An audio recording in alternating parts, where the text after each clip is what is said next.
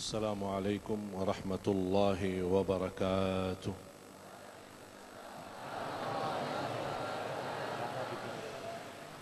أعوذ بالله من الشيطان الرجيم.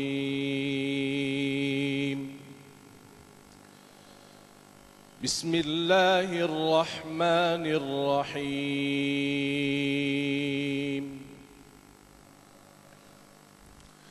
يا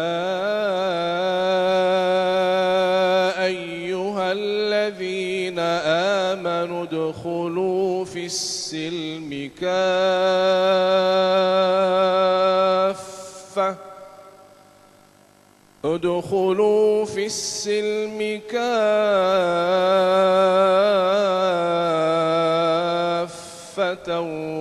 ولا تتبعوا خطوات الشيطان إنه لكم عدو مبين. فإن زللتم من بعد ما جاءتكم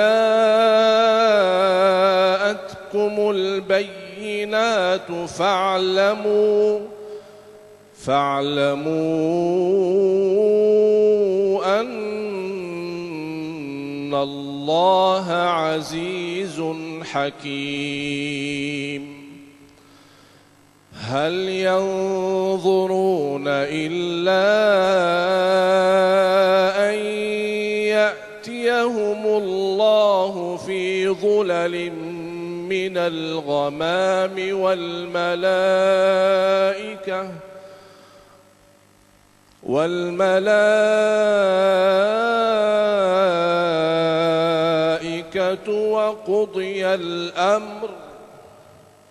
وقضي الأمر وإلى الله ترجع الأمور. هل ينظرون إلا أن يأتيهم الله في ظلل من الغمام والملائكة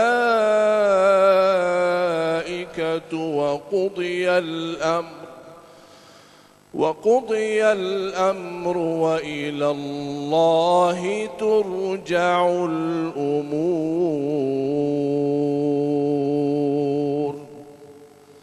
صدق الله العظيم. السلام عليكم ورحمة الله وبركاته. Assalamualaikum warahmatullahi wabarakatuh. Alhamdulillahirabbil alamin. Allahumma shalli ala sayyidina Muhammad wa ala ali sayyidina Muhammad. Segala puji bagi Allah yang kembali mempertemukan kita dalam hari spesial khususnya bagi TV One yang alhamdulillah di hari ini telah menginjak usia yang ke-8 tahun. Di kesempatan kali ini Allah telah menganugerahkan sebuah anugerah yang sangat luar biasa. Guru-guru kita yang selalu tampil memberikan ilmu kepada kita bersama, kita kumpulkan dalam acara Damai Indonesiaku spesial ulang tahun TV One yang ke-8. Alhamdulillah telah hadir di tengah-tengah kita Ustadz Khalil Nafis, A'agim, kemudian Kiai Haji Didin Hamiduddin, Ustadz Zaki Mirza, Kiai Haji Syarif Rahmat, Ujai, Habib Nabil Al-Musawa, Ustadz Syarif Mat Najih, Syekh Ahmad Al-Misri, Habib Ahmad Al-Khaf, Habib Mahdi Alatas, Habib Atos, kemudian Ustadz Yusuf Mansur dan Ustadz Amir Faisal yang insya Allah di kesempatan kali ini akan mengangkat tema yang sangat menarik sekali yaitu Islam kafah. Kita akan memahami kembali benarkah selama ini pemahaman kita tentang kafah itu sudah benar berdasarkan Al-Quran dan hadis. Pemirsa, kesempatan kali ini akan dibuka oleh guru kita Ustadz Yusuf Mansur yang akan menjelaskan kepada kita. Selamat menyaksikan Damai Indonesiaku yang dipersembahkan oleh Sarung Wadimor, tentu sarung kita. Silakan, Guru. Bismillahirrahmanirrahim. Assalamualaikum warahmatullahi wabarakatuh. Biar adem pemirsa, kita zikir dulu. Nanti ngajinya sama guru-guru yang di belakang saya. Allah, Allahu Rabbuna la nusyriku bihi syai'a. Bisa?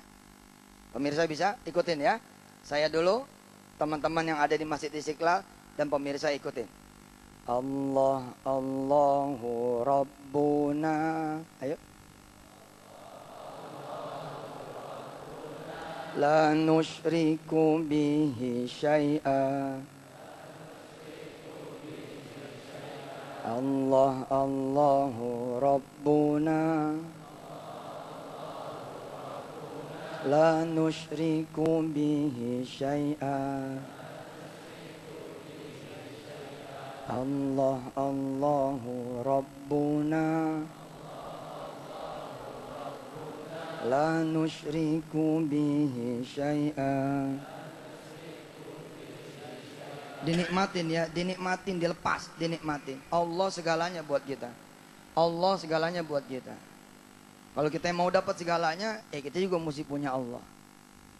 Mesti berasa ada Allah di tengah-tengah kita, termasuk di negeri kita, di bangsa ini, sampai kemudian detail di keluarga kita dan juga di diri kita, sampai kita menuju pada kesempurnaan yang Allah kehendaki. Saya Yusuf Mansur pun lagi belajar. Mudah-mudahan dengan doa teman-teman semua dan pemirsa di seluruh tanah air, apalagi ini TV One hari ini berulang tahun ya, waktu-waktu ini berulang tahun, selamat ulang tahun dulu nih buat TV One. Mudah-mudahan TV One terus mendapatkan pahala apa yang disajikan oleh TV One untuk Allah Subhanahu wa taala dan Rasulnya. Ketika menyebut Allah, Allahu Rabbuna, dilepas. Saudara perlu jodoh, jodoh itu ada yang sama Allah. Ntar Allah yang datangnya. Saudara punya utang, solusinya ada sama Allah. Ntar Allah yang bayarin. Saudara perlu pekerjaan, udah tenang. Cari Allah aja. Ntar pekerjaan yang mendatangi Anda dengan izin Allah Subhanahu wa taala. Allah yang perintah pekerjaan. Cari si fulan, karena si fulan mencariku. Subhanallah. Kita saudara kemudian butuh modal, cari Allah. Allah yang maha memberi modal. Mudah-mudahan ada waktunya. Kalau nggak ada waktunya, barangkali emang belum cocok buat kita. Saudara perlu anak keturunan, anak juga yang nyiptain Allah. Sebut nama dia, nanti insya Allah Allah akan kasih anak, amin. Di antara pemirsa barangkali ada yang pengen pergi ke Mekah, pengen ke Madinah, pengen ke Tanah Suci. Di sini ada yang belum pernah ke Tanah Suci. Siapa yang belum pernah? Pemirsa yang ngacung yang belum pernah di rumah mana? Pemirsa yang di rumah mana yang ngacung? Yang punya Ka'bah Allah, betul? Betul? Allahumma inna duha'a duha'uka wal baha'a baha'uka wal jamala jamaluka wal quwata quwatuka wal qudrata qudratuka wal ismata wa inna makkata makkatuka. Sesungguhnya Makkah juga punya engkau ya Allah. Allah, Allahu Rabbuna. La nusyriku bihi syai'a. Kita nggak mau nyari yang lain. Kita nggak mau ngetuk pintu yang lain. Kita nggak butuh yang lain. Kita nggak perlu sama yang lain. Udah dah sama Allah aja, biar Allah yang aturin yang lain buat kita. Bila ada orang kaya manggil, nggak. Allah yang duluan manggil. Hayya 'alas shalah. Allah yang duluan manggil. Kalau orang kaya mau manggil, ntar aja habis sholat. Kalau kita pengen jualan, pengen pembeli, pentingin Allah. Nanti Allah nyariin pembeli buat kita. Kalau nggak ada manusia yang beli buat kita, nanti Allah ciptain malaikat-malaikatnya. Allah kemudian suruh malaikat-malaikatnya. Wa kam mim malakin fis samawati la tughni syafa'atuhum illa syafa'atum syai'an illa min ba'di ayyadzana Allah liman yasha' wa yarda. Mudah-mudahan ada malaikat-malaikat yang Allah aktifin, disuruh mampir ke warung kita, borong tuh. Borong, habisin. Kalau perlu beli gerobak-gerobaknya sama toko-tokonya. Insya Allah, kita panggil Allah. Kita panggil lagi ya. Kita panggil lagi dengan pengetahuan bahwa Allah lah yang kita butuhin. Amin. Allah, Allahu Rabbuna. La nusyriku bihi syai'a. Bareng. Allah.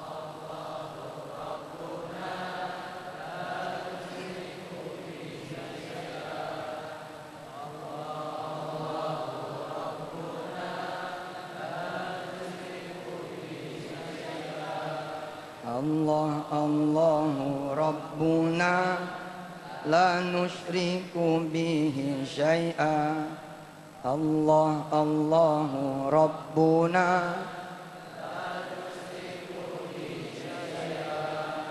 Allah, Allahu Rabbuna.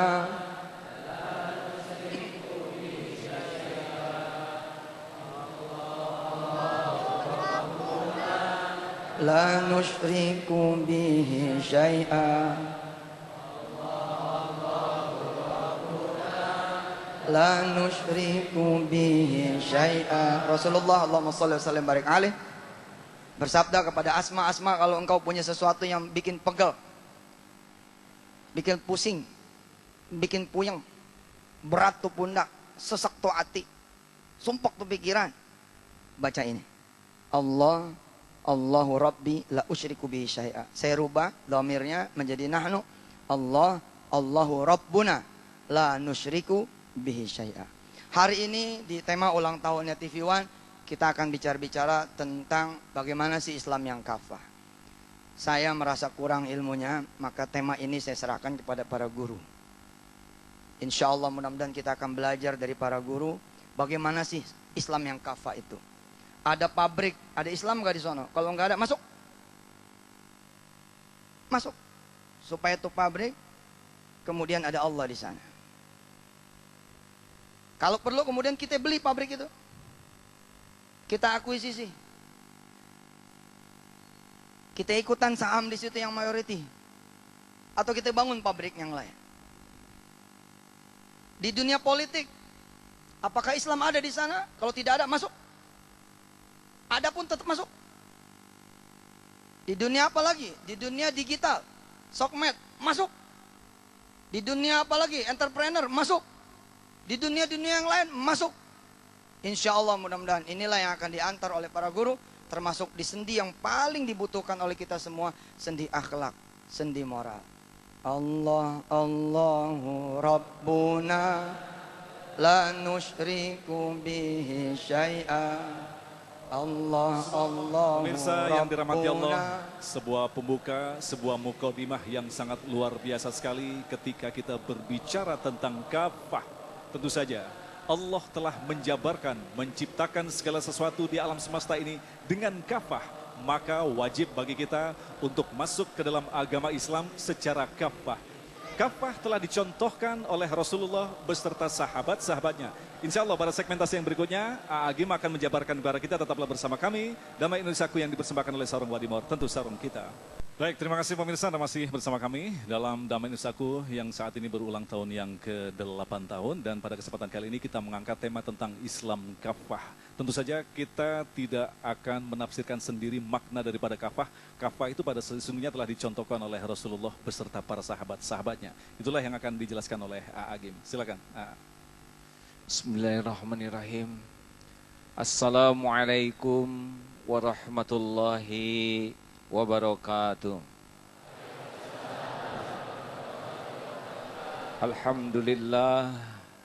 Alhamdulillahi rabbil alamin.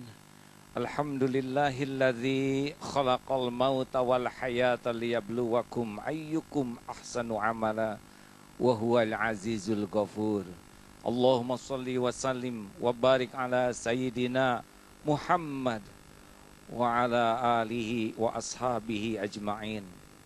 Semoga Allah yang maha menatap, yang pasti sedang menyaksikan kita, menggolongkan kita menjadi orang yang selalu merasa ditatap Allah. Orang yang selalu merasa ditatap Allah akan sulit sekali mencari tempat untuk berbuat maksiat. Semoga Allah yang maha mendengar menggolongkan kita menjadi orang yang selalu merasa didengar oleh Allah, sehingga tidak tertarik untuk bicara kecuali perkataan yang disukai Allah, sehingga dia sulit untuk ngobrol kecuali obrolan yang diberkahi Allah. Semoga Allah yang maha tahu kelakuan kita yang sebenar-benarnya menggolongkan kita menjadi orang yang sibuk dengan apa yang Allah tahu tentang kita, daripada sibuk dengan apa yang orang tahu tentang kita. Siapapun yang sibuk dengan apa yang Allah tahu tentang dirinya, pasti tidak akan pernah bangga dipuji siapapun. Karena pujian orang tidak ada yang cocok dengan diri kita yang sesungguhnya. Barang siapa yang jujur dengan apa yang Allah tahu tentang dirinya, pasti tidak akan tersinggung, tidak akan terluka walau dihina. Karena penghinaan orang masih jauh lebih sederhana dibanding dengan keburukan yang Allah tahu tentang kita. Oleh karena itulah hadirin sekalian, mudah-mudahan pada hari ini Allah membuka hati kita agar menjadi orang yang hakul yakin kepada Allah. Karena dengan yakin kepada Allah lah akhlak akan terjaga. Dan itulah yang dicita-citakan Rasulullah Sallallahu Alaihi Wasallam. Mohon maaf ini kepada guru-guru yang sangat saya muliakan dan hormati. Untuk lebih jelas tentang Islam kafah, maka guru-gurulah yang akan menyampaikannya.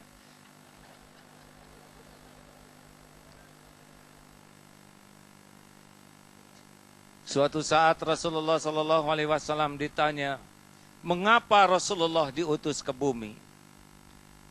Ternyata jawaban beliau ringkas saja.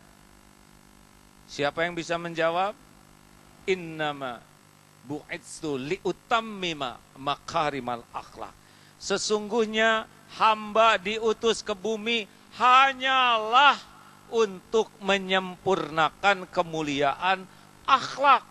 Jadi Rasulullah diutus bukan untuk mencerdaskan umat, bukan untuk mensejahterakan ekonomi umat, bukan untuk membuat umat kaya, tapi untuk menyempurnakan kemuliaan akhlak. Jadi sekarang kalau kita ingin tahu siapa orang Islam yang paling benar pemahaman Islamnya, tidak perlu lihat sorbannya, tidak perlu lihat penampilannya, tapi lihat akhlaknya. Karena akhlaklah wujud daripada pemahaman seseorang tentang Islam. Rasulullah SAW adalah orang yang paling memahami Islam dan paling mulia akhlaknya. Kalau ingin tahu siapa yang imannya paling teguh, lihat ke sini. Siapa yang imannya paling teguh, maka lihat apanya? Akhlaknya. Karena akhlak berbanding lurus dengan tingkat keyakinan ke Allah. Contohnya seperti yang tadi dikatakan. Orang yang yakin Allah Maha melihat, dia sulit berbuat maksiat. Orang yang yakin Allah pemberi rizki, mustahil dia akan korupsi. Barang siapa yang merindukan kemuliaan, maka kemuliaan yang asli itu ada pada akhlakul karimah. Barang siapa yang ingin bahagia, maka bahagia itu ada pada akhlakul karimah. Barang siapa yang ingin selamat dunia akhirat, maka keselamatan itu hanya ada pada akhlakul karimah. Barang siapa yang ingin rumah tangga sakinah, bukan masalah harta, bukan masalah pangkat jabatan, tapi keluarga sakinah adanya pada akhlakul karimah. Barang siapa yang ingin bisnisnya barokah, bukan masalah omzet, tapi masalah akhlakul karimah. Dan kalau ingin tahu apakah masalah bangsa ini yang sebenarnya, apakah masalah ekonomi? Bukan. Apakah masalah politik? Bukan. Masalah terbesar bangsa ini adalah masalah akhlak. Politik yang berakhlak baik insya Allah akan membawa kebaikan. Tapi politik berakhlak buruk akan seperti pisau yang hanya bisa melukai dan menghujam. Maka jadilah umat Islam yang kalau tidak bisa berdakwah dengan bicara, berdakwalah dengan akhlakul karimah. Orang bisa akhlak baik kalau hatinya bersih. Dan hati bersih kalau hati yang selalu banyak mengingat Allah Subhanahu wa ta'ala.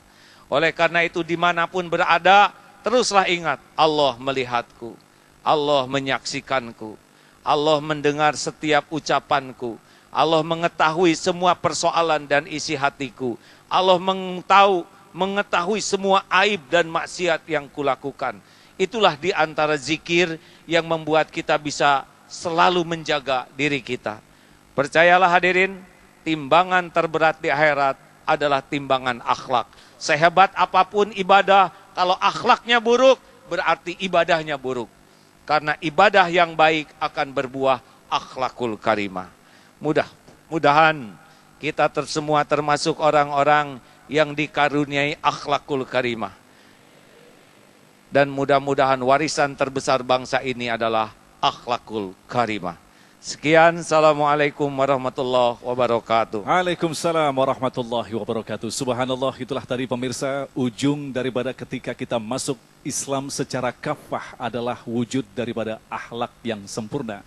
Insya Allah pada segmentasi berikutnya nanti Kiai Haji Didin dan sekaligus Ustadz Zaki Mirza akan memaparkan lebih dalam lagi dalam segmen dialog. Tentunya masih bersama kami, Damai Indonesiaku.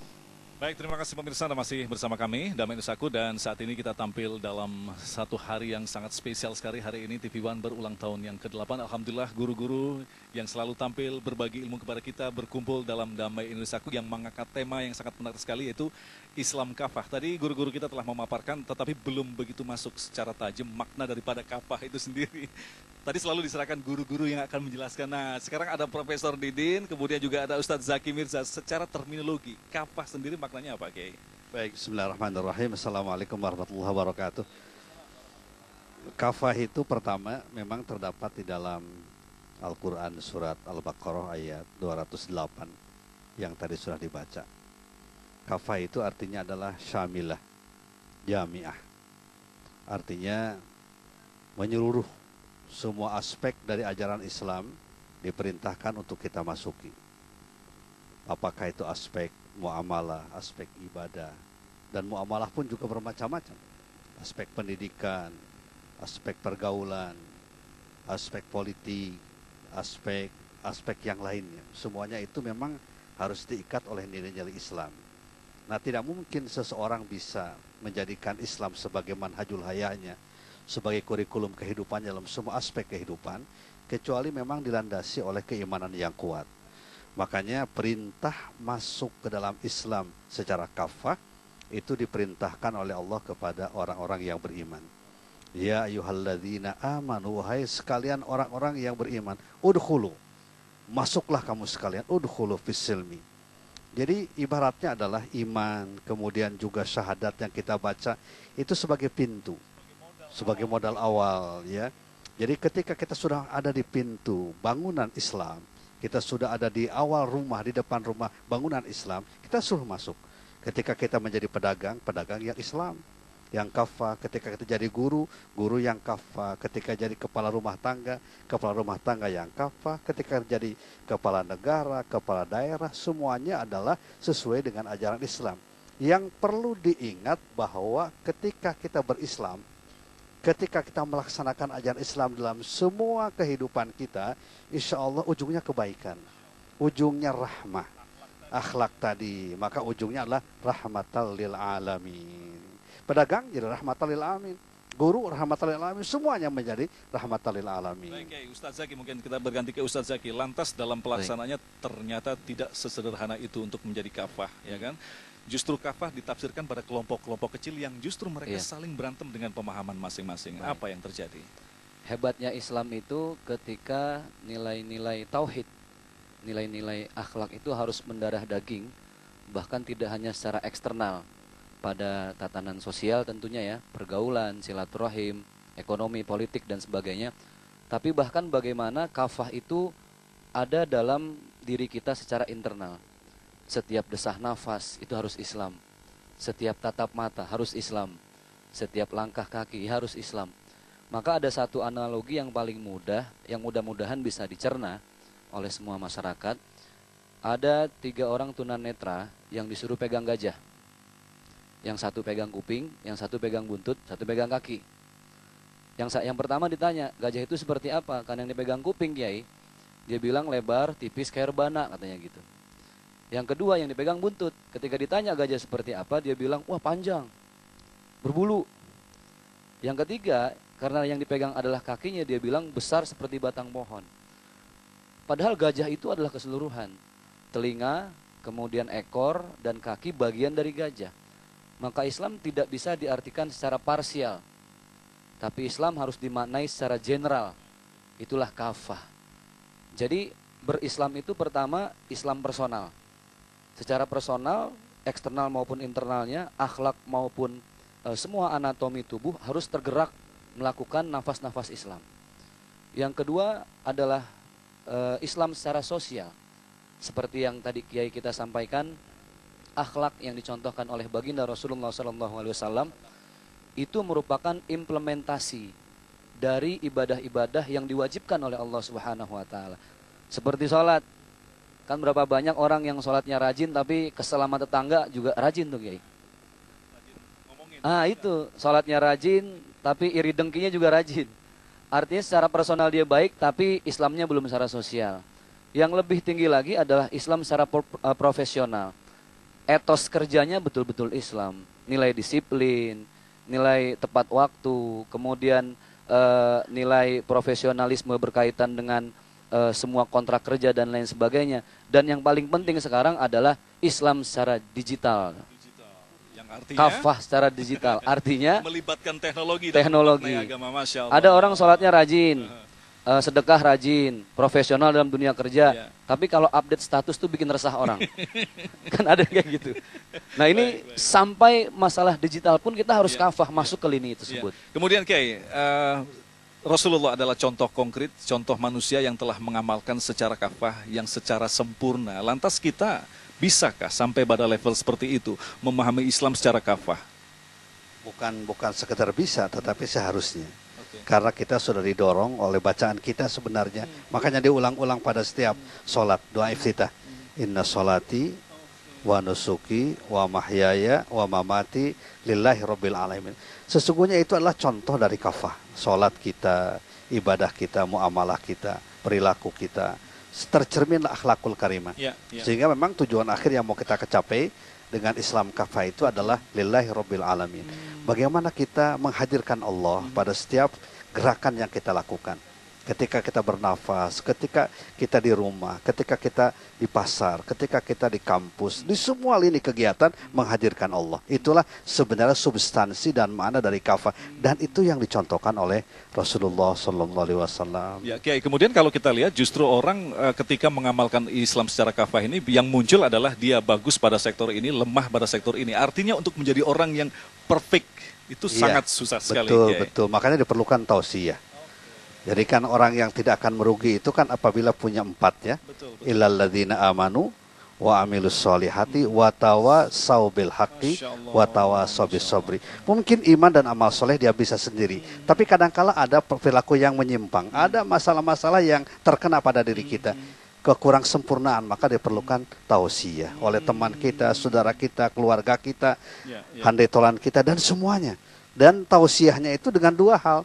Bahkan dalam ayat yang lain dengan 3 hal. Tawasau bil haqqi, tawasau bis sabri, wa tawasau bil marhamah. Insya Allah saya kira ujungnya bisalah kita melaksanakan apa yang menjadi perintah agama kita, perintah Rasulullah SAW di dalam mengimplementasikan ajaran Islam di tengah-tengah kehidupan kita. Ustadz Zaki, artinya bisa kita katakan bahwa memang ada celah lemah yang terus terjadi, itu adalah bawaan manusia. Betul. Di sini pentingnya untuk kita saling memberikan nasihat, saling menguatkan seperti itu.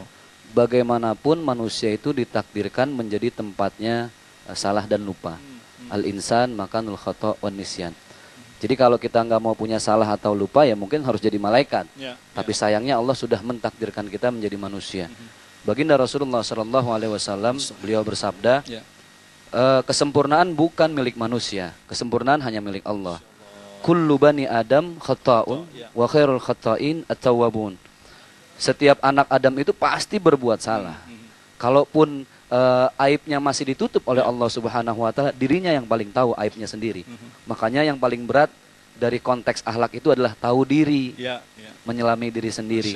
Nah, maka dari itu kafah sebenarnya adalah bukan untuk menjadi manusia sempurna, tapi bagaimana kita berusaha menyempurnakan semua aspek kehidupan dengan ruh Islam. Ya, walaupun sudah Allah telah memberikan contoh yang sangat konkret, yaitu Nabi Muhammad SAW. Baik, terima kasih Kiai Ustadz Zaki yang telah memberikan sebuah tema yang sangat menarik sekali, dan sekali lagi ada sebuah warning dari Allah. Ketika Allah memerintahkan kita untuk masuk Islam secara kafah, Allah memberikan warning bahwa ada makhluk lain yang berusaha untuk melemahkan semangat kita untuk menjadi kafah, yaitu makhluk yang disebut Saiton.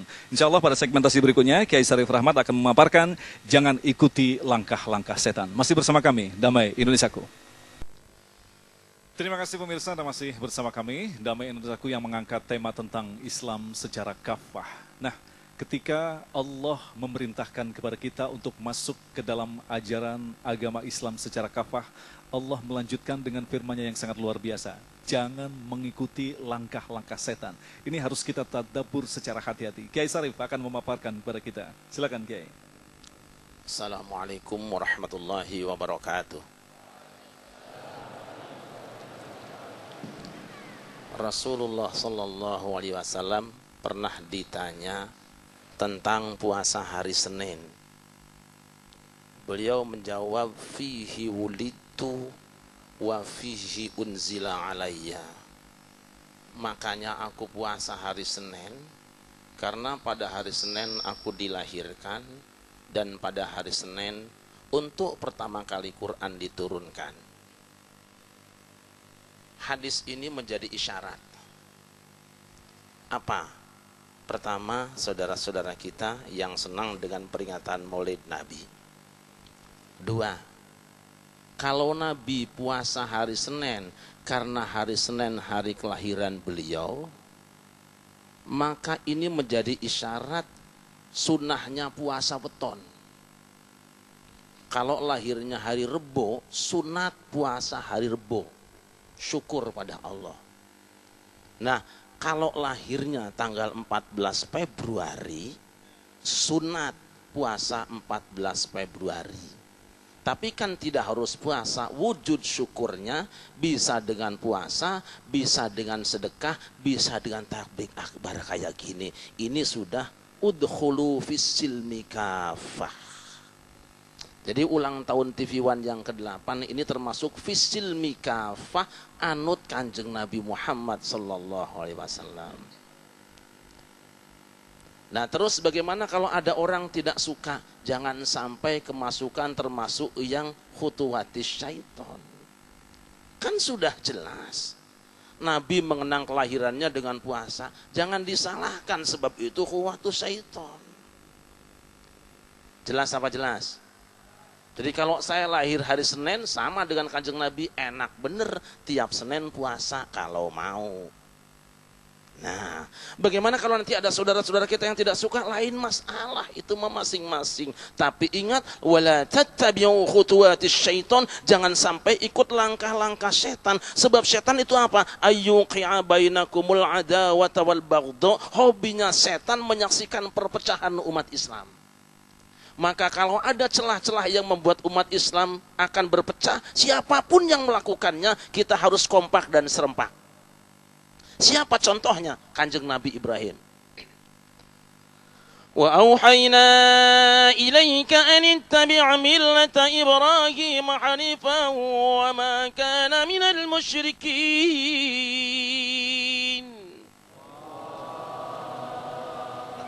Nabi Ibrahim disuruh nyembelih anaknya, pas akan dilaksanakan datang setan. Penampilannya ustadz juga. Dia datang. Bro,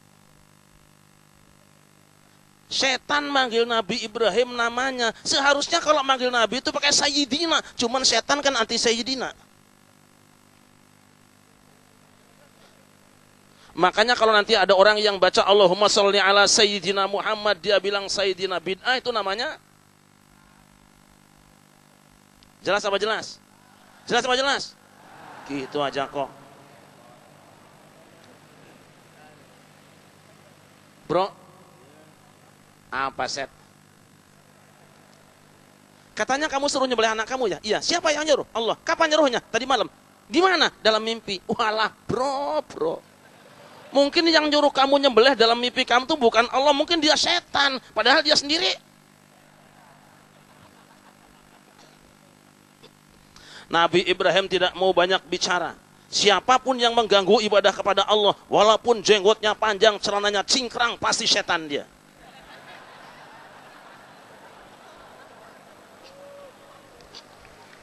Akhirnya Kanjeng Nabi Ibrahim ambil batu, lempar, minggat setannya, lapor sama bosnya. Primen Kang?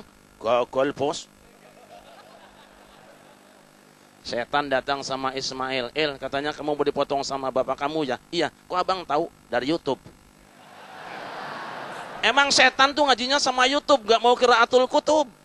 Kalau Habib bacanya kitab hadis, dia buka hardis. Tahu gak Il? Mungkin kamu akan disembelih bapak kamu bukan perintah Allah, bisa jadi ya takut kamu minta jual kebun buat beli motor, El. Tahu sendiri majelis Rasulullah naik motor mulu. Mobil orang gablek. Ismail tidak mau banyak bicara, ambil batu, lempar, minggat setannya, lapor sama bosnya. Primen Kang, gokol morning bos, goblok kowe gagalnya. Ismail tuh bocah cilik tapi kan tangannya mah cicing, matanya mendelik. Yang berarti balang witu kowe nang watu. Setan datang sama Siti Hajar. Baik-baik dia. Positif. Mbok Siti. Apa tan? Kamu dengar, suami kamu akan sembelih anak kamu, sudah dengar. Ingat ya Positi, waktu anakmu masih bayi cidit, masih kecil, kamu dibuang ke tempat ini tanpa ATM, tanpa rekening, tanpa JPS. Dia pulang ke rumah bini tuanya, sekarang dia kangen sama anak kamu, mestinya kan bawa oleh-oleh apa, boneka Power Ranger, apa batu cincin gosok-gosokan. Ini kok datang-datang mau nyembelih anak kamu, bagaimana perasaan kamu sebagai seorang ibu? Aku rapopo.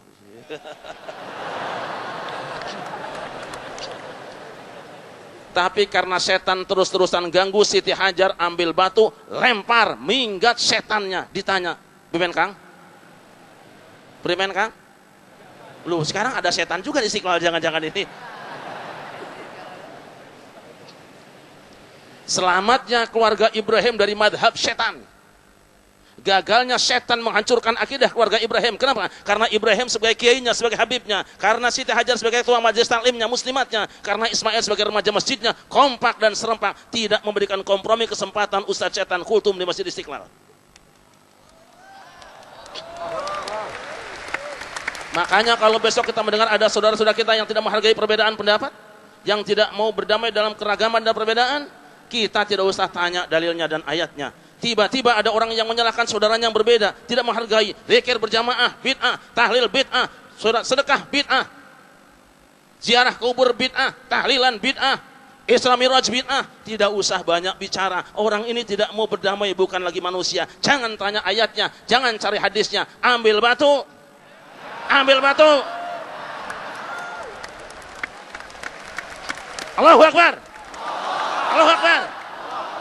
Mau bersatu apa tidak? Bagaimana kalau Pak RT-nya ngasih izin juga? RT-nya? Bagaimana kalau ketua pimpinan MUI-nya juga mengizinkan MUI-nya? Jelas apa jelas? Dua, hamba Allah yang dimuliakan. Kenapa? Karena kita ini takut sekali pada Allah. Ini sudah indah seperti ini. Saya yakin siang ini rahmat Allah turun di sini. Ini ribuan malaikat jadi tim sukses kita semuanya untuk apa? Ya tamisuna majalis dzikri. Mereka mencari-cari majelis zikir. Istilah majelis zikir bukan buatan Arifin Ilham, bukan buatan Agim. Majelis zikir bukan buatan Habib, bukan. Majelis zikir itu keluar dari lisan Rasulullah. Maka orang yang mengatakan bid'ah majelis zikir musuh Rasulullah SAW. Jelas apa jelas? Itu aja kok. Katanya fisilmi kafah. Yang zikir berjamaah itu silmi. Yang mau syukur kayak gini silmi. Yang antinya cuma dua pilihan. Satu Islam, kedua setan, itu doang. Itu aja kok. Habis ya. Baik, terima kasih matur nuwun Kiai, subhanallah. Saya sampai tertegun melihat Kiai. Nah, itulah tadi pemirsa yang dirahmati Allah. Ajakan untuk kita selalu waspada bahwa ada makhluk yang sengaja diciptakan untuk menguji kita dengan menguji secara cerdik. Makhluk itulah yang disebut dengan setan. Ketika guru kita tadi menjelaskan bersandarlah kepada Allah, sesungguhnya itu adalah harus bersandar kepada Al-Quran dan hadis Rasulullah Sallallahu Alaihi Wasallam. Insya Allah itulah yang akan dibahas oleh guru kita Habib Nabil pada segmentasi yang berikutnya. Tetaplah bersama kami Damai Indonesiaku. Terima kasih pemirsa, Anda masih bersama kami Damai Indonesiaku dalam rangka Hari Spesial TV One yang saat ini berulang tahun yang ke-8 dan kita mengangkat tema tentang Islam kafah. Alhamdulillah ketika Allah memerintahkan kita untuk masuk Islam secara kafah, Allah memberikan panduan kepada kita, yaitu bersandar kepada Al-Quran dan hadis. Habib akan memaparkan pada kita, silakan Habib. Bismillahirrahmanirrahim. Fahamdan li Rabbin khassana bi Muhammadin وأنقذنا من ظلمة الجهل والدياجر الحمد لله الذي هدانا بعبده المختار من دعانا إليه بالإذن وقد نادانا labbaika ya man dallana wa hadana. Amma ba'd, yang saya cintai, saya hormati seluruh para guru. Semua yang ada di atas ini adalah guru-guru saya. Juga Al-Mukarram Habiban Atas bin Muhammad bin Salim bin Hafidh, seluruh para guru yang lain, anak-anakku jamaah majelis Rasulullah sallallahu alaihi wasallam, para pemirsa TV One yang dimuliakan Allah Subhanahu wa taala. Segala puji syukur kita panjatkan kehadirat Allah sehingga pada siang hari ini, sore hari ini kita bisa berkumpul bersama di dalam jamaah al-mubarakah. Bukankah indah kita melihat para ulama kita kumpul bersatu seperti ini? Betul? Bukankah indah kita melihat para ulama seluruhnya bersatu di dalam la ilaha illallah Muhammadur Rasulullah? Betul? Karena kalau para ulama sudah bersatu, maka seluruh yang namanya masyarakat dan umat akan bersatu juga di bawah la ilaha illallah Muhammadur Rasulullah. Anak-anakku sekalian, para jamaah, para pemirsa yang dimuliakan Allah Subhanahu wa taala. Salah satu makna dari ayat yang menjadi tema kita, yaitu yang dibaca tadi oleh Syekh Ali Jabir. Allah Subhanahu wa taala menyebutkan di surah Al-Baqarah 208, kata Allah, ya ayyuhalladzina amanu udkhulu fis silmi kaffah. Wahai orang yang beriman, masuklah kalian ke dalam Islam itu seluruhnya. Kata para ulama mufassir, salah satunya Imam At-Tabari, kata beliau yang dimaksud dengan kafatan maknanya adalah jami'an ammatan. Seluruhnya, jangan ada kecuali, seperti yang kita lihat seperti ini. Mudah-mudahan nanti ke depan kita terus para ulama kita bisa bersatu. Amin. Sehingga ketika ulama bersatu, umat juga bisa bersatu. Amin. Ini makna yang pertama dari ayat surah Al-Baqarah 208. Lalu imam yang lain, ahli tafsir, Al-Imam Fakhruddin Ar-Razi, di dalam kitab beliau Mafatihul Ghaib, beliau katakan makna daripada kafah adalah al-inqiyad, atau tunduk taat kepada aturan Allah dan Rasulullah sallallahu alaihi wasallam. Anak-anakku sekalian, jamaah sekalian, hadirin wal hadirat yang dimuliakan Allah, marilah kita taat kepada Allah dan Rasul. Jangan ada koma ketika kita bicara taat kepada Allah dan Rasul. Apa contohnya koma? Contohnya saya mau sholat, saya mau ngaji, saya mau puasa, tapi saya mau hubungan sesama jenis. Itu dilarang oleh Allah Subhanahu wa taala. Apakah namanya? Apakah lesbianisme, homoseksualisme, biseksualisme, transgender? Itu dilarang oleh Allah. Yang larang bukan Habib Nabil, yang larang bukan para guru, tapi Allah dari 7 lapis langit yang melarang. Allah sebutkan di dalam Al-Quran, kata Allah Subhanahu wa taala, walutan idh qala liqaumihi atatuna al-fahishah ma sabaqakum biha min ahadin minal alamin.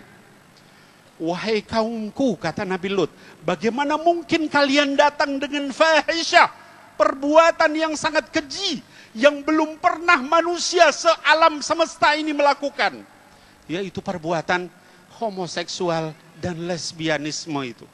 Nabi Lut saja bilang fahisyah. Allah biarkan di dalam Quran, artinya itu perbuatan keji. Kita berlindung kepada Allah dari yang demikian. Amin. Anak cucu kita juga mudah-mudahan dilindungi Allah. Amin. Hadirin wal hadirat yang dimuliakan Allah Subhanahu wa taala. Ketika kita mengetahui Allah melarang itu, jangan kemudian kita mengubah-ubah. Buktinya enggak diazab sama Allah Subhanahu wa taala. Bagaimana mungkin mau diazab sama Allah Subhanahu wa taala? Karena Allah menjanjikan kepada umat Sayyidina Muhammad, "Wa ma kana Allahu liyu'adzibahum wa anta fihim wa ma kana Allahu mu'adzibahum wa hum yastaghfirun." Allah enggak akan ngazab sementara Nabi Muhammad ada di antara kalian. Allah tidak akan mengazab selama kalian istighfar kepada Allah. Jangankan umat Nabi Lut, umatnya Nabi Syuaib juga yang menipu timbangan tidak langsung diazab oleh Allah. Bukan berarti itu tidak haram, Tapi sekali lagi anak-anakku sekalian, kita tidak membenci pelakunya. Kita bahkan mendoakan mereka. Kita doakan mereka kembali kepada jalan Allah, amin. Kita doakan mereka kembali ke jalan Rasulullah, amin. Hadirin wal hadirat, terakhir yang saya ingin sampaikan adalah bahwa Allah Subhanahu wa taala menyebutkan di dalam Al-Qur'an, di dalam Quran itu jangankan masalah besar, masalah kecil pun ada diatur dalam Quran. Kata Allah, waqsid fi masyika waghdud min sautik.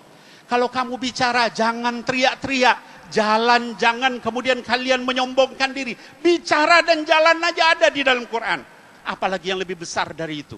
Apa yang lebih besar dari itu? Memilih pemimpin. Cari yang bertakwa kepada Allah Subhanahu wa taala. Allah yang perintah. Bukan Habib Nabil, bukan orang-orang lain. Allah Subhanahu wa taala. Innahu bastatan fil ilmi wal jism, kata Allah. Kalau kamu cari pemimpin, cari yang bastah fil ilmi wal jism. Mudah-mudahan kita diberikan pemimpin yang bertakwa, amin. Mudah-mudahan kita diberikan pemimpin yang bertakwa, amin. Mudah-mudahan kita diberikan pemimpin yang bertakwa, amin. Dan mudah-mudahan kita sekalian dijaga menjadi umat Nabi Muhammad sallallahu alaihi wasallam, amin ya rabbal alamin. Assalamualaikum warahmatullahi wabarakatuh. Warahmatullahi wabarakatuh. Saudara, Allah Subhanahu wa taala berfirman di dalam Al-Qur'anul Karim. Faqala ta'ala, "Law anna ahlal qura amanu wattaqau lafatahna 'alaihim barakatim minas sama'i wal ard walakin kadzdzabu fa'akhadnahum bima kanu yaksibun." Shadaqallahul azim. Seandainya satu negeri, kata Allah, satu kampung, satu lingkungan, mereka semua beriman kepada Allah Ta'ala, bertakwa kepada Allah, maka Allah akan janji kepada kita ahli negeri. Apa yang Allah Ta'ala janjikan? Yaitu Allah Ta'ala akan membukakan daripada pintu keberkahan demi keberkahan. Dalam ayat ini Allah Subhanahu wa taala sebetulnya sudah memberitahu kepada kita sesuai dengan tema ulang tahun TV One.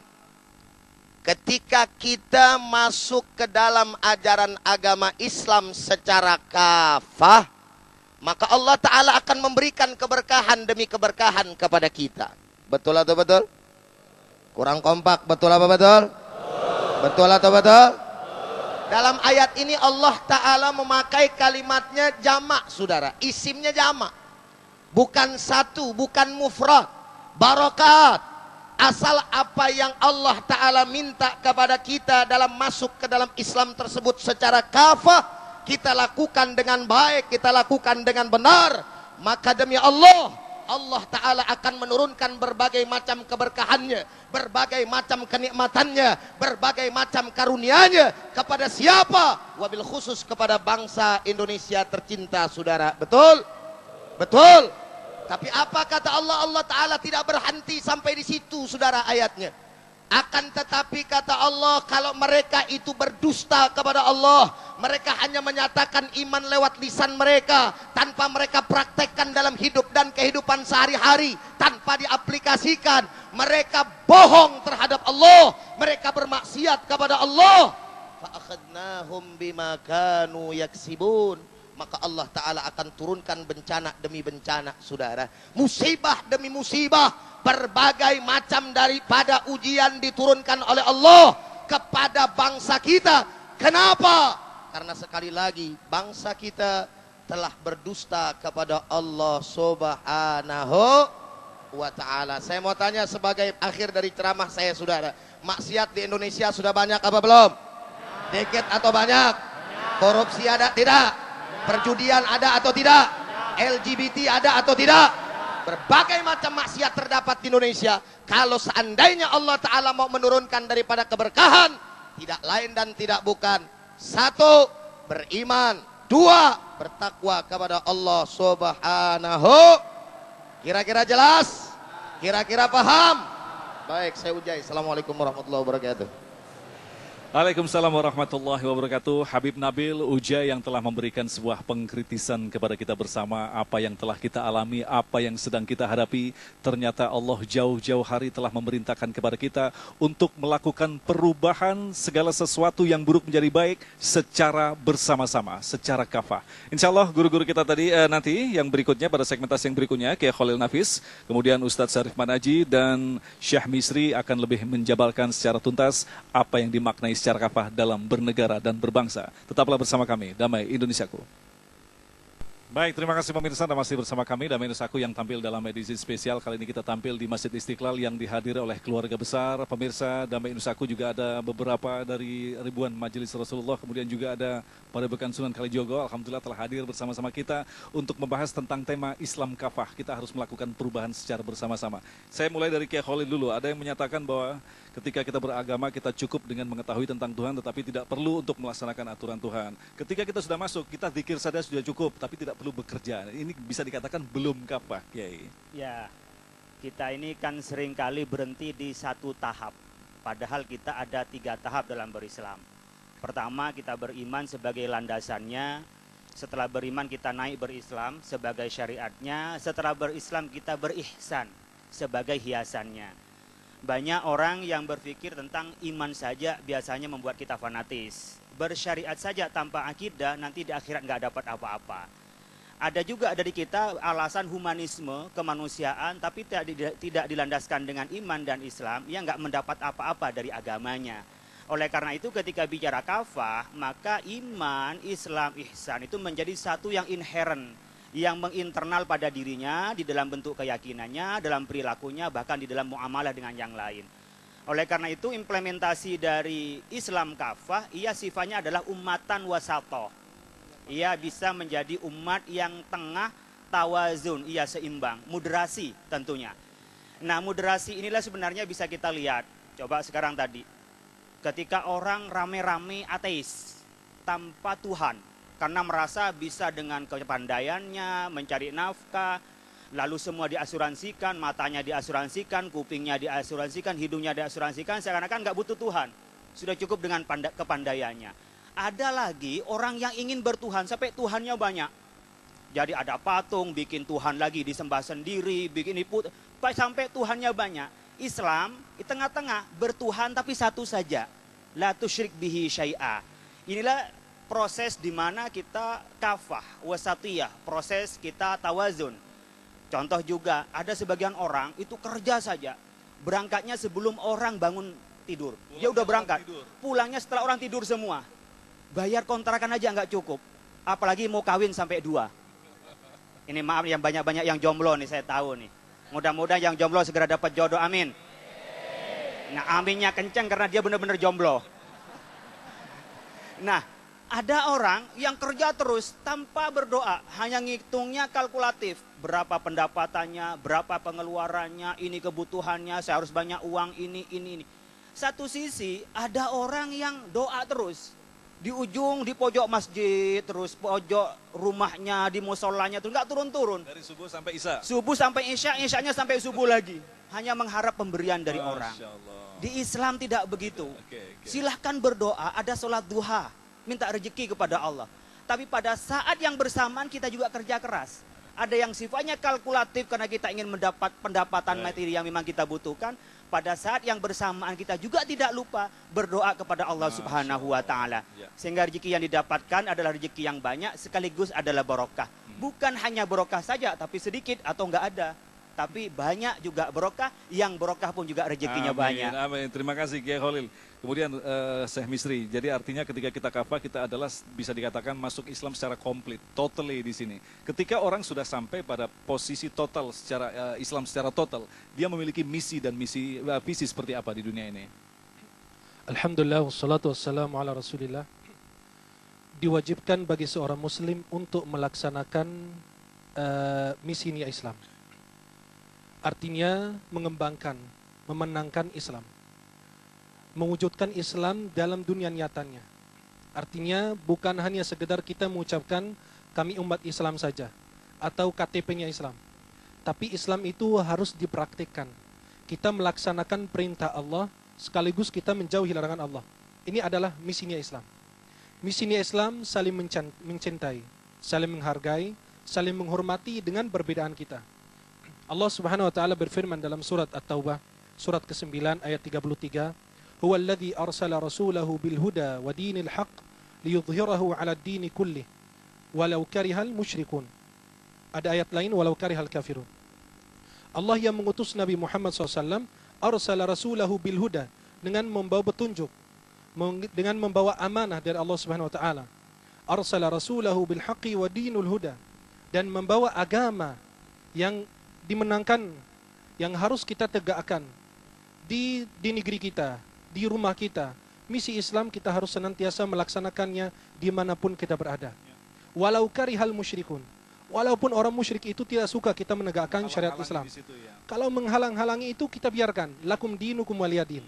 Kita yang disampaikan oleh Kiai Khalil Nafis tadi, itu Islam wasati. Kita tidak memerangi orang lain. Kita hanya membela diri kita, membalas keburukan orang lain. Jika dia memerangi kita, maka kita harus bertahan. Dan kita menunjukkan bahwa kita punya izzah, kita punya haibah, dan kita punya misi Islam yang diperintahkan oleh Allah dan Rasulnya SAW. Maka kita harus mempraktikkan, mewujudkan Islam dalam kehidupan kita. Ucapan, perilaku, dan tingkah laku kita diterapkan dalam kehidupan kita, insya Allah. Baik, terima kasih saya Mistri. Kiai Syarif, yang terakhir adalah ketika kita memiliki visi dan misi yang sama untuk bersama-sama melakukan perubahan. Tetapi yang terjadi di negeri ini justru melakukan visi dan misi yang sama dan dilakukan secara bersama-sama. Ternyata tidak semudah yang kita sepakati. Artinya mereka melakukan pekerjaan ini, perubahan secara bersama-sama, tapi berdasarkan kelompok masing-masing. Ini menurut pencermatan Kiai seperti apa? Ya, inilah menurut saya sesungguhnya pada saat dengan kelompok-kelompoknya berarti belum kafah. Kafah itu maka dia menjadi bukti dari kafahnya seseorang itu, dia menjadi orang yang bertakwa. Kalau kita buka kitab Al-Manhajus Sawi, saya suka betul dengan kitab ini, karya Habib Zain Smith itu. Beliau memberikan nasihat dengan mengutip nasihat dari Luqmanul Hakim. Beliau berikan nasihat, ya bunayya ittakhid taqwallahi tijaratan ya'tikar ribhu min ghairi bid'ah. Wahai anakku, jadikanlah takwa itu kepada Allah sebagai sebuah perniagaan.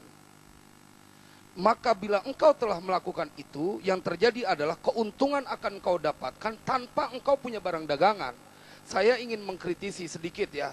Tadi saya begitu merasakan nikmatnya pada saat gema sholawat dikumandangkan di depan kita. Tetapi buat saudara-saudaraku semuanya, tanya kepada diri kita. Apakah kita sudah sedemikian nikmatnya pada saat membaca Al-Quran? Bila belum kafah. Harus disandingkan Al-Quran dan sholawat. Al-Quran, kalau saya punya guru Mbak Mufid bilang, Al-Quran tangan kanan, sholawat tangan kiri. Dia akan kita pegang dua-duanya. Jadi tidak dibenarkan juga orang begitu asyik masuk dengan sholawatnya, tetapi kemudian pada saat baca Al-Quran, Fatihahnya nggak rapi. Nah, inilah yang kemudian membuat kelompok-kelompok, dia kelompok ini, dia kelompok ini. Kalau dia dikemas dengan Al-Quran, hadis, sholawat, dengan dasar itu semuanya, seragam yang kita pakai adalah boleh merek dengan banyak nama. Tapi begitu innamal mu'minuna ikhwah, maka kita harus satu visi.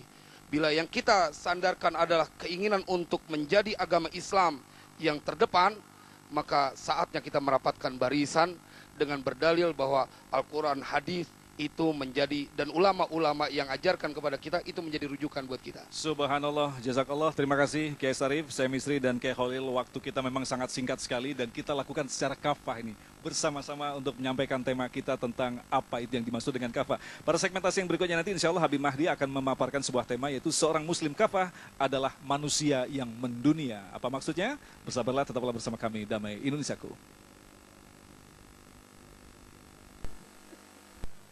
Assalamualaikum warahmatullahi wabarakatuh. Bismillah walhamdulillah wassalatu wassalam ala rasulillah Muhammad ibn Abdullah wa ala alihi wa ashabihi wa man walah.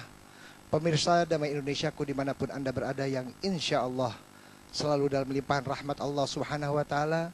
Hadirin hadirat jamaah yang selalu dianugerahkan hidayah, taufik, inayah daripada Allah Subhanahu wa ta'ala, istiqomah meninggal dalam keadaan husnul khatimah.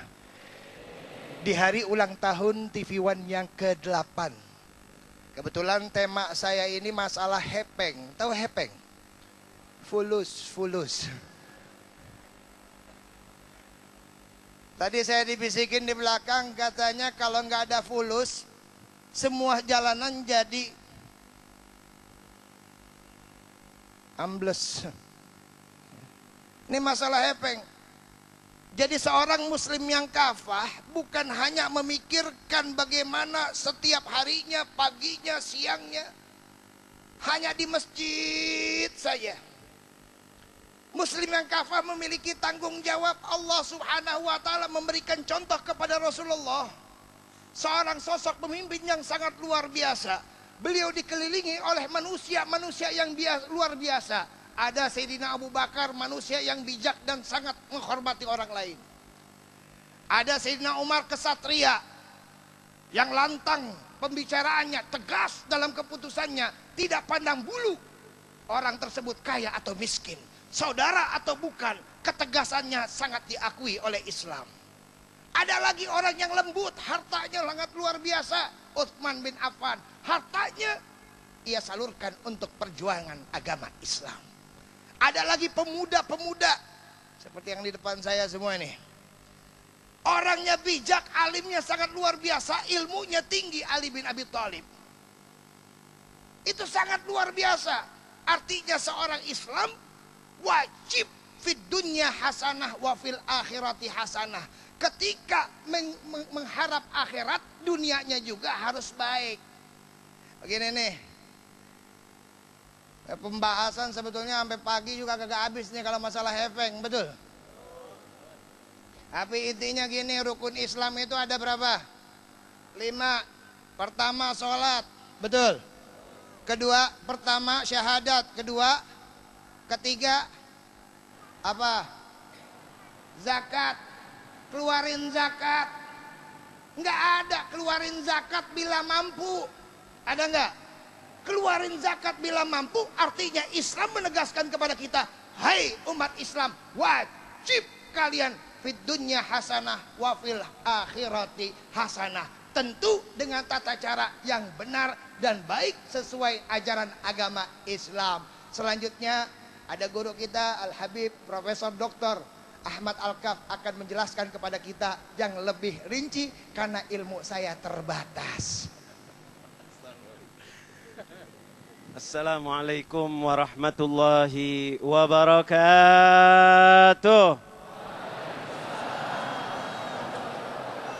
Alhamdulillah wassalatu wassalamu ala Rasulillah Muhammad ibn Abdullah wa ala alihi wa man wala.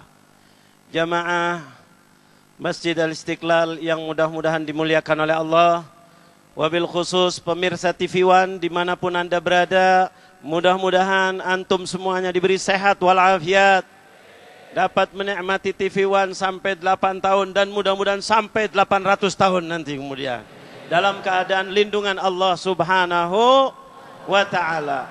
Alhamdulillah tadi kita mendengar tegas jelas dari akhina Al-Habib Mahdi bahwa kita di dunia sampai akhirat, Rabbana atina fid dunya hasanah wa fil akhirati hasanah wa qina adzaban nar. Makanya datang Allah menurunkan Al-Qur'an, mengutus baginda Nabi Muhammad untuk apa? Liyukhrijakum minadh-dhulumati ilan nur. Kalian di dunia, kalian akan menuju akhirat. Jangan sampai salah langkah. Makanya disuruh dalam Islam kafah itu apa? Pikir dan zikir. Selalu ingat, kita ini di dunia diberi oleh Allah. Jangan sampai melangkah yang tidak diridhoi oleh Allah. Pikir dulu, pikir dulu. Alladzina yadhkuruna Allah qiyaman wa qu'udan wa ala junubihim wa yatafakkaruna. Allah, ayat luar biasa azim. Duduk ingat Allah, berdiri ingat Allah, tidur ingat Allah, baring ingat Allah. Inilah yang kafah. Jangan kalau lagi di masjid ingat Allah, kalau lagi di kantor koruptor. Jangan pikir, kita dilihat oleh Allah, direkam oleh Allah. Yauma yasturun nasu ashtatan liyuraw a'malahum faman ya'mal mithqala dzarratin khairan yarah wa man ya'mal mithqala dzarratin syarran yarah. Jangan main-main Anda di dunia. Ini ajaran Islam, jangan main-main. Anda siapapun juga, Anda akan bertanggung jawab di depan Allah Jalla Jalaluh. Ini yang diajarkan oleh Islam. Anda bebas di dunia, tapi Anda harus siap menghadap kepada Allah. La tus'alunna yauma idzin 'anin na'im. Ini yang diajarkan Islam agar semua manusia baik, agar manusia jangan suka mendolimi orang lain. Ini tujuannya Islam datang supaya kita hidup damai, aman, nyaman dan diberkahi oleh Allah Subhanahu wa taala. Inilah ajaran Islam yang kafah. Mudah-mudahan bermanfaat bagi kita semuanya. Amin amin ya rabbal alamin. Alhamdulillahirrahmanirrahim, pemirsa yang dirahmati Allah, sampai pada segmen TSI yang ke-7 tadi kita telah mendapatkan sebuah pemahaman. Mudah-mudahan akan mampu mengkoreksi pemahaman kita apa makna daripada masuk ke dalam Islam secara kafah. Insya Allah pada akhir nanti guru kita Habib Atos dan sekaligus Ustadz Amir Faisal akan menyampaikan kesimpulan dan sekaligus doa. Mudah-mudahan apa yang kita ikhtiarkan di kesempatan kali ini akan selalu mendapatkan petunjuk dari Allah, sehingga kita mampu menjadi orang yang beragama secara konsisten, secara istiqomah dan sekaligus secara kafah. Tetaplah bersama Damai Indonesiaku. Bismillahirrahmanirrahim. Assalamualaikum warahmatullahi wabarakatuh. Alhamdulillah wassalatu wassalamu ala Rasulillah wa ala alihi wa sahbihi wa mawala. Pada bagian akhir ini saya hanya akan menyampaikan kesimpulan sebagai berikut. Pertama, Islam kafah artinya syumuliyah, mencakup, bahwa seorang muslim tidak hanya sibuk dengan urusan ritual, tetapi juga dia membawa Islamnya dalam rumah tangga, Islamnya dalam bisnisnya, Islamnya dalam pasarnya, Islamnya dalam politiknya, Islamnya dalam negaranya. Maka suatu saat Allah akan menghakimi para pemimpin, para menteri yang mengaku muslim, tetapi ternyata ketika memimpin tidak mengurus Islam, Allah akan minta pertanggungjawaban di hari kiamat. Yang kedua, bahwa Islam kafah artinya at-tawazun. At-tawazun artinya seimbang. Jangan hanya urusan rohani saja yang diurus, tapi juga jasmani. Seimbang antara dunia akhirat.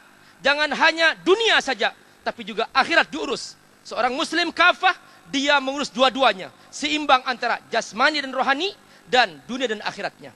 Yang ketiga, yang terakhir, Islam kafah artinya adalah al-isti'ab, bahwa seorang muslim harus paham Islam secara utuh. Dalam Islam ada usul, ada furu'. Maka jangan dibawa-bawa yang furu' menjadi usul. Biarkan yang usul menjadi usul, yang furu' menjadi furu'.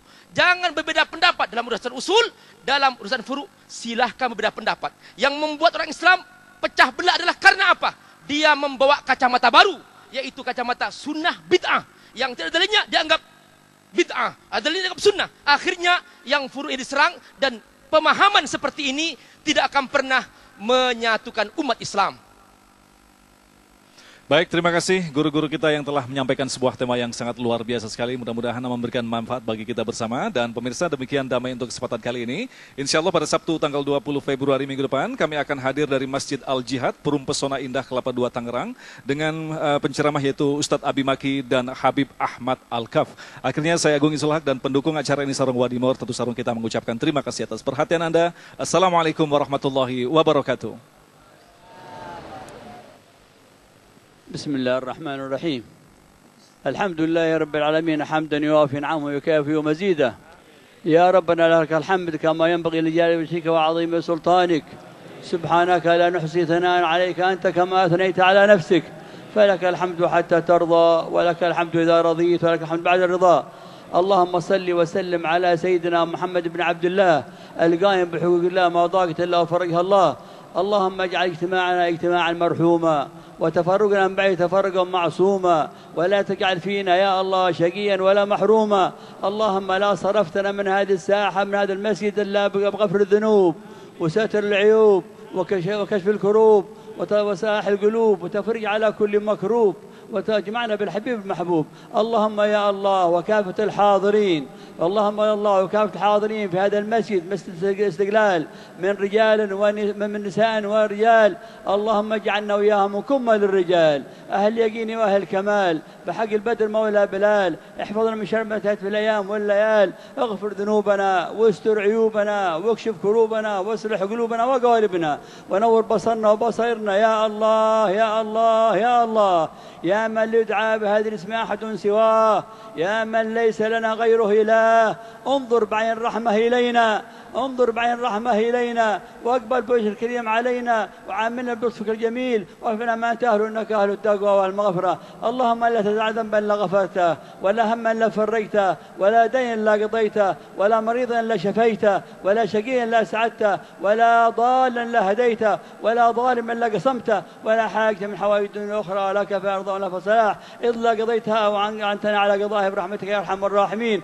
اللهم يا الله وكافة الحاضرين أعط الجميع ما أملوه وما طلبوه وما رجوه من أمور دينهم ودنياهم وأخراهم ومعاشهم يا الله يا الله، طلبناك دعوناك رجوناك. اللهم احفظ هذه البلاد اندونيسيا وسائر بلاد المسلمين من شر فتن ومن حرب ما ظهر وما بطن. اللهم اجمع شمل أمة محمد.